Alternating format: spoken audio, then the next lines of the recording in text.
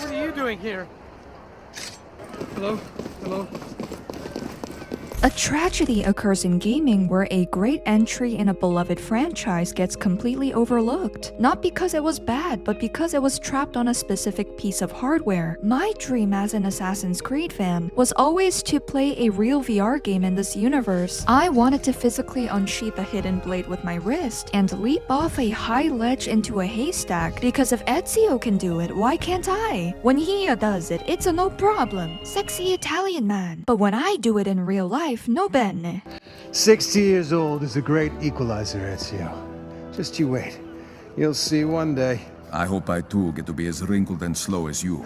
But what if we actually could interact with historical cities as an assassin with our two hands? Venice, ancient Greece, revolutionary Boston. The possibilities. Allow me to introduce you to Assassin's Creed Nexus VR, a VR game Assassin's Creed fans will love, which was unfortunately locked away as a single platform exclusive on the MetaQuest. Even though Ubisoft canceled their plans for future VR games in this franchise, this game deserves better than to be lost to history. Nothing is true and everything is permitted after all, so the choice of whether to take a leap of faith on this forgotten VR title ultimately falls on you. In this video, I will break down the Assassin's Creed VR game the world forgot, analyze the physical VR mechanics that make it work, and explain why this game shouldn't have been abandoned. If you enjoyed the video and are sold on trying this VR game, leave a like, subscribe, and enjoy the show.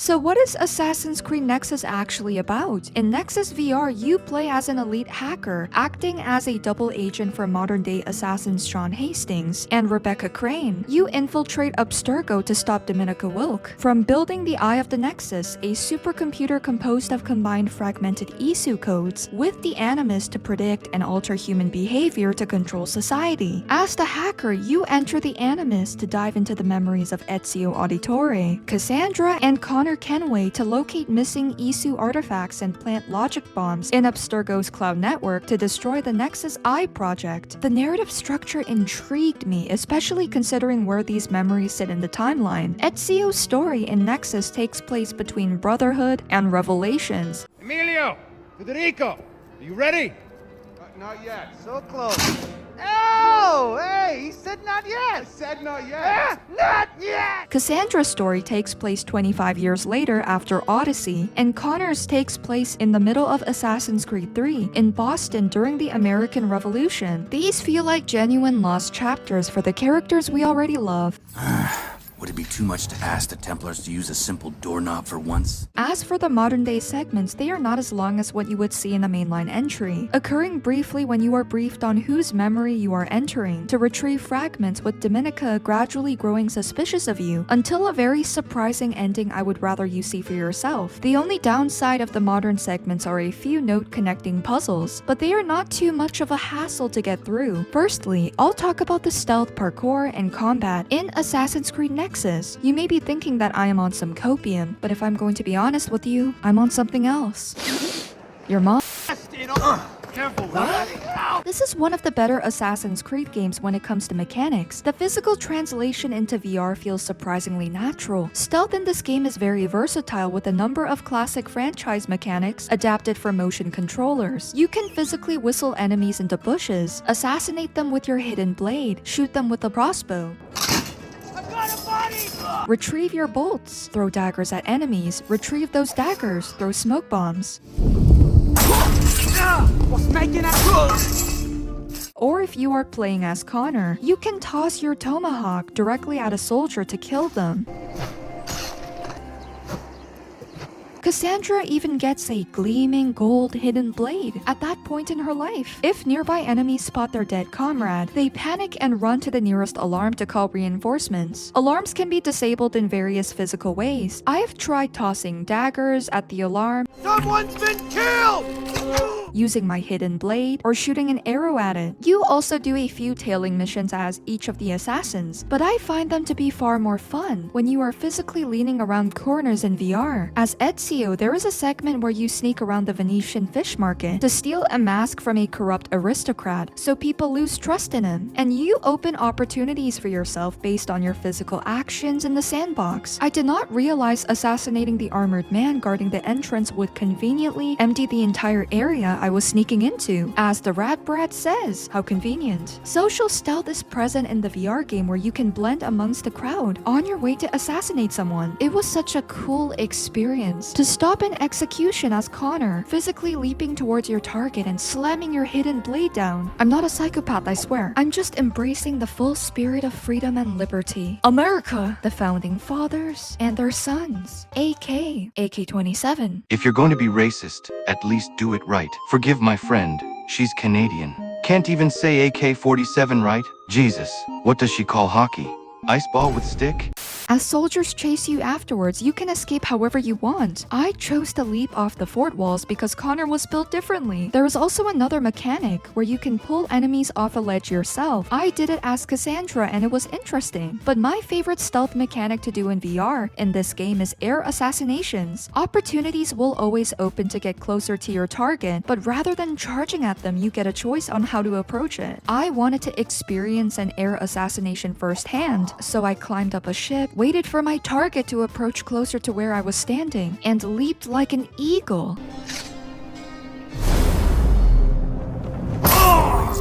You know you are a Kenway when the roads you take somehow lead to a pirate ship. Just like grandfather, just like grandson. Though to be fair, taking a leap of faith off a yardarm straight into a Redcoat patrol usually leaves the British wondering what hit them. Dead men tell no tales, yar. Yar! You have the option to fight enemies head on if you like, but I would rather play in a more assassin-like manner. I definitely lost aura when my daggers bounced off an armored knight, leading me to climb my way around him instead.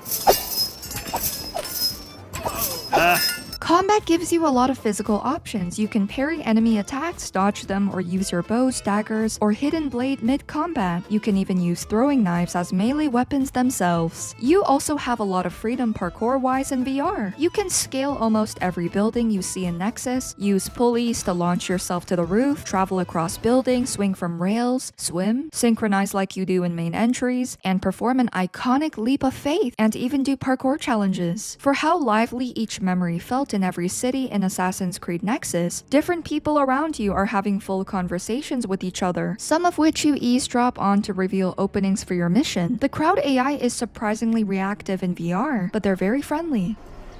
Are you alright? They get antsy if you run into them and take their items like a cup or broom. They also get startled if you draw your hidden blade near them, and bringing a dead soldier near them will traumatize them. You can also push some of them into the water or hit them, though you will get a desynchronization if they die. There is still some of that classic Assassin's Creed quirk in the NPCs though, like identical faces repeating in crowds. Boncello, that is not how you paint the door, fratello. Mamma mia, give that to me. You coat the paintbrush in paint and then paint the door, Dio mio.